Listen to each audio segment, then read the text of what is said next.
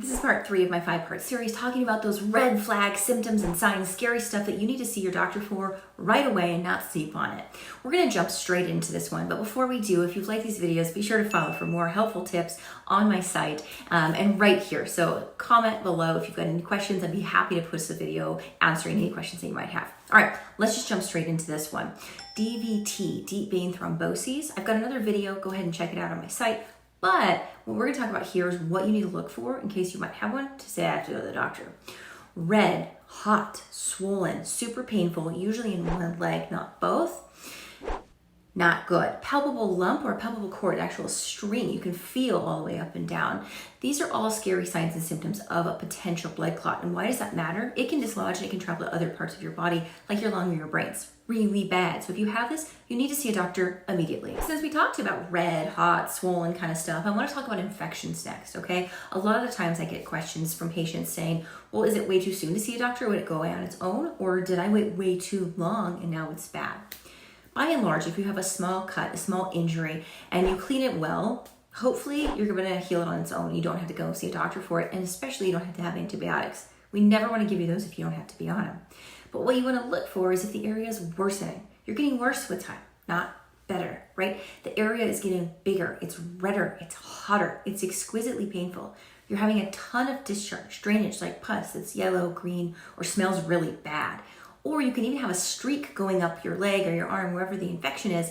And that's concerning because that means it could have gone into your bloodstream to cause that discoloration. And then finally, really high fevers and shaking chills. Our concern is now it's spreading to the rest of your body. This infection has not been controlled. In fact, it's doing quite the opposite, and you want to seek medical care right away. In this situation, you don't want to just go to your outpatient clinic. You don't really want to go to an urgent care. You want to go to the hospital because oftentimes they're going to want to do blood tests as well as cultures and even start you on IV antibiotics if needed. Again, this is not specific medical advice for one specific condition, but if you have these signs, you really need to have it checked out right away and don't wait on it at home. Because we talked about DVTs, we're going to talk about PEs now, pulmonary embolism, okay? So basically the blood clot in your lung.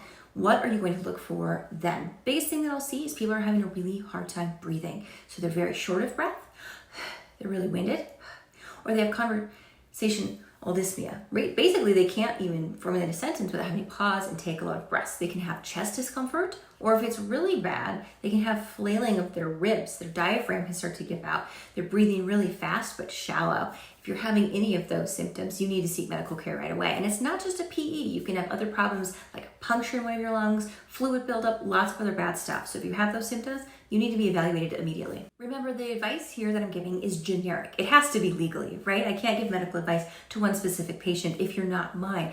What I want to convey is this. If you have any questions or you're uncertain at all about your healthcare, make sure you talk to your doctor. Don't wait. Things can get worse at home. So your physicians are always there for you. If you have any other questions, you can always talk to the on-call doctor, go to the urgent care, go to the ER. Make sure that you prioritize your health and don't let stuff get out of control.